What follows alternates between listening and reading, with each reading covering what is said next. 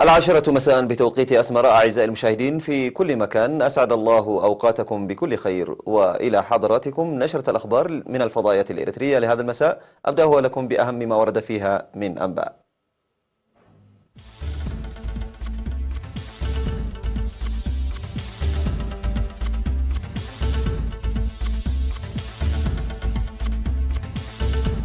معهد التقانة الإريتري يخرج 1166 طالبا.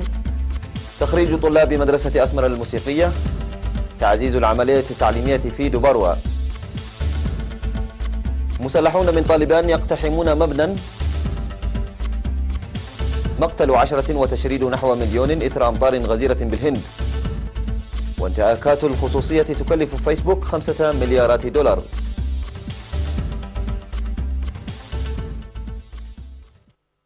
وفي نشرة أنباء أخرى متفرقة معكم فيها نور الدين خليفة. إليكم الأنباء بالتفصيل.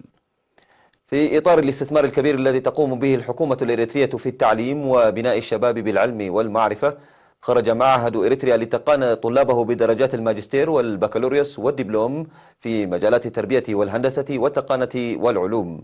للمزيد من التفاصيل إليكم التقرير التالي بصوت الزميل قاسم أحمد.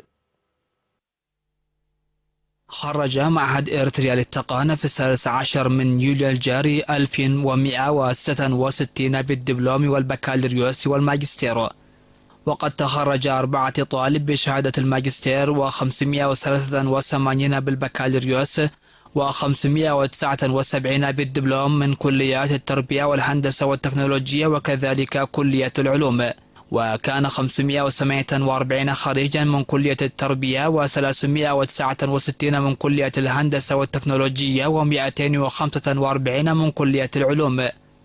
في غضون ذلك خرجت كلية العلوم والتقانة البحرية بمصوع للمرة 12 في تاريخها 131 طالب، 88 بالبكالوريوس و43 بالدبلوم. وفي مراسم التخرج التي حفلت بحضور الوزراء والقائم بأعمال المفوضية الوطنية للتعليم العالي والأبحاث الدكتور هيلم محصون، ألقى عميد كلية العلوم البروفيسور جابراي أسكودوم كلمة أوضح فيها أن ازدياد وتوسع الكليات دليل على الاستثمار الضخم الذي شهده القطاع التعليمي خلال 28 عاما مضت، وأن المتخرجين من هذه الكليات سنويا ظلوا يسهمون بفعالية في إنجاح البرامج التنموية الوطنية. وأضاف البروفيسور جابراي بأن 3 من الكليات التي كانت تدار تحت معهد إريتريا للتقانة اعتمدت في الوقت الحالي على ذاتها بفضل إعادة هيكلة التنظيم التي شهدتها المؤسسات التعليمية العليا في العام 2018، وذلك يعتبر مثال حي للخطوات المتخذة من أجل توسعة المؤسسات التعليمية العليا.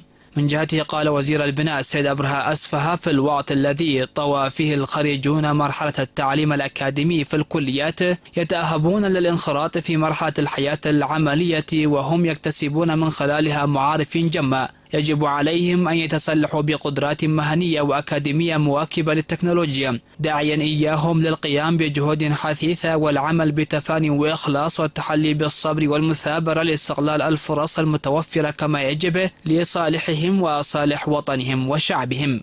وتعهد ممثل الخريجين على العمل بفعالية لتعزيز دورهم وإسهاماتهم في البرامج التنموية الشاملة مستفيدين من المعرفة الأكاديمية المكتسبة كجسر للرقي والتقدم. وشهدت المناسبة توزيع الجوائز الميدالية للذين حققوا نتائج عالية ومتميزة في كل مجال على حدة.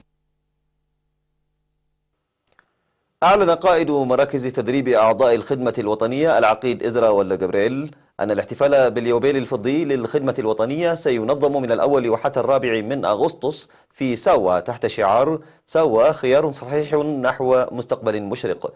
وأوضح العقيد إزرا في مقابلة مع وكالة الأنباء الإريترية أن قرار الحكومة الإريترية إقامة الخدمة الوطنية وتنفيذها يعكس الرؤية الاستراتيجية بعيدة المدى، وأن الشعار الذي يتم اختياره لهذه المناسبة يعكس ذلك.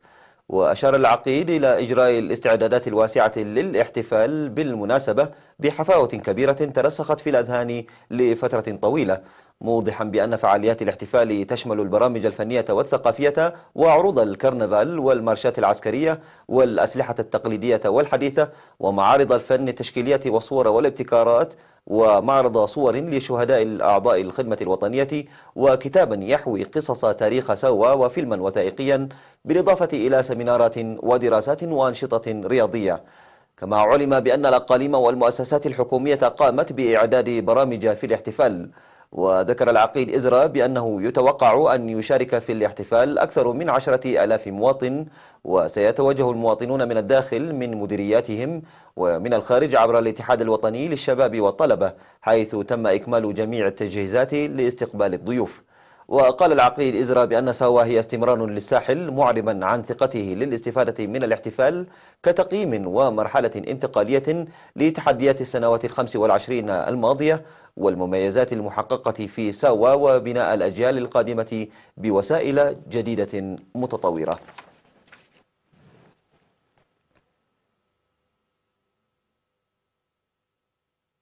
خرجت مدرسة أسمر للموسيقى المنضوية تحت مظلة وزارة التعليم في 14 من يوليو الجاري 16 طالبا بدرجة الشهادة بعد أن تلقوا الدراسة النظرية والتطبيقية لفترة 3 أعوام. وقال مدير المدرسة السيد إلياس ولد جبريل في مراسم التخرج إن المدرسة تخرج منذ تأسيسها للمرة 19، وأن الدارسين تلقوا خلال الفترة الدراسية الموسيقى التطبيقية والتنسيق الموسيقي وتذوق الأصوات وكتابة النوتات، بالإضافة إلى تمرسهم على 8 من أنواع الآلات الموسيقية. من جهته قدم القائم بأعمال القسم الفني والمهني والتعليمي والتأهيلي في وزارة التعليم الأستاذ كفليسوس أسفها توضيحا مفصلا حول دور المدرسة، مشيدا بالمعلمين الذين يعملون جاهدين بلا كلل ولا ملل من أجل تدريس المهنة الموسيقية. وتعهد الخريجون بأن يعملوا لتطوير الموسيقى ويلعبوا دورا كبيرا في تعزيز الأعمال الفنية الوطنية.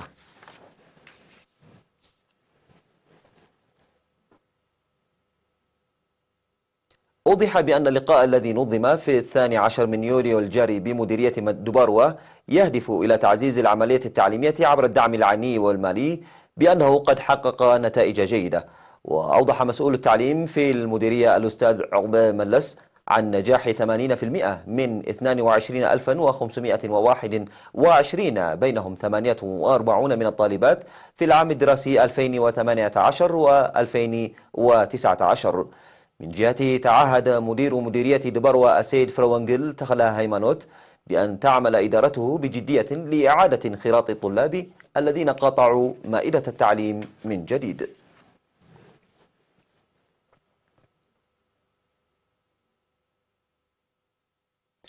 يقوم سكان مديرية حقات بجهود بناءة لإصحاح البيئة.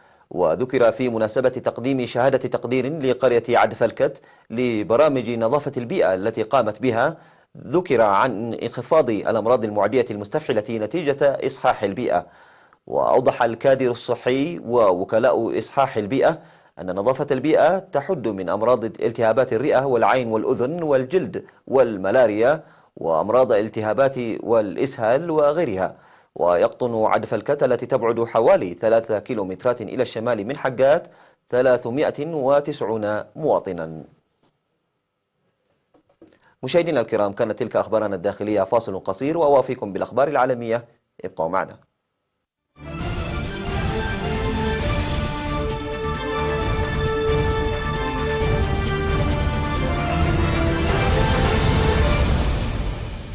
مرحبا بكم.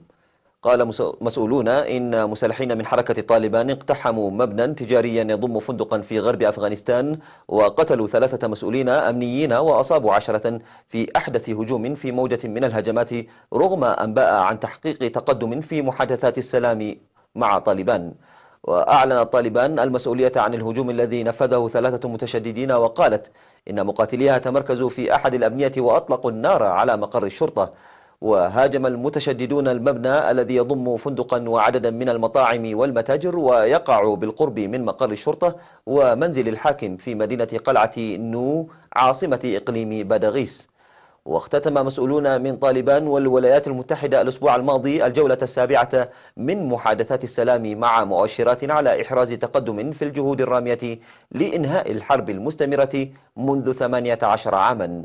في الوقت نفسه اتفق وفد أفغاني وأعضاء من الحركة المتشددة على خارطة طريق للسلام، لكن طرفي الحرب ما زالا ينفذان هجمات لتوسيع الأراضي الخاضعة لسيطرتهما أو الاستيلاء على مناطق جديدة في محاولة من كل جانب لتعزيز موقفه.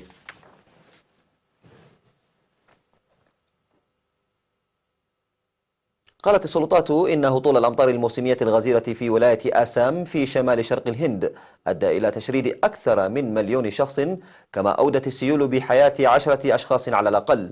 وفاض نهر براهاما بوترا الذي يتدفق من الهيمالايا إلى الهند ثم إلى بنغلاديش، مما تسبب في إغراق أكثر من 1800 قرية في الولاية. وتسببت الأمطار الغزيرة في أضرار في 25 منطقة على الأقل من بين 32 منطقة في آسام. وقالت الهيئة الاتحادية المعنية بموارد المياه إن من المتوقع ارتفاع منسوب نهر براهاما بوترا في ضوء توقعات بهطول المزيد من الأمطار على مدى الأيام الثلاثة المقبلة.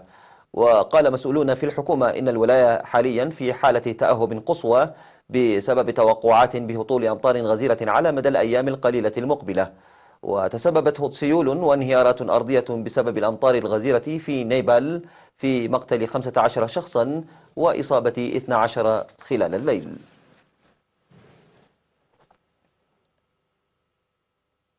أعطت لجنة التجارة الفيدرالية الضوء الأخضر لتسوية بحوالي 5 مليارات دولار مع شركة فيسبوك بشأن التحقيق الخاص بأخطاء الخصوصية لموقع التواصل الاجتماعي والخاصة بفضيحة كامبريدج أناليتيكا للعام 2018. وتعتبر هذه التسوية الأضخم في صفوف شركات التكنولوجيا بعد تلك التي تعرضت لها شركة جوجل في العام 2012 والتي تجاوزت 22 مليون دولار بسبب انتهاك ممارسات الخصوصية.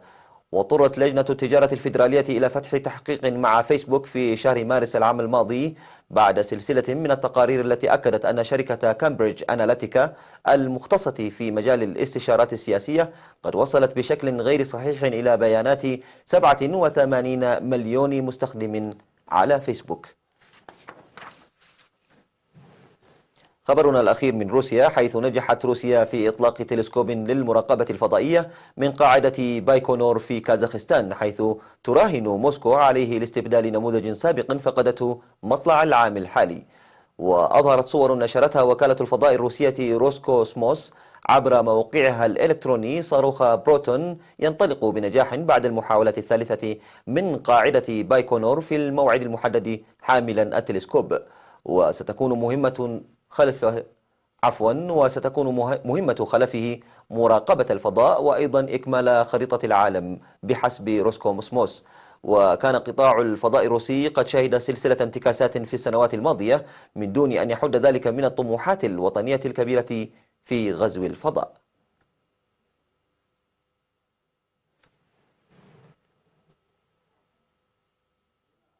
إلى هنا أعزائي المشاهدين قدمت لحضراتكم نشرة الأخبار لهذا المساء من الفضائية الإريترية. تحية لكم وإلى اللقاء.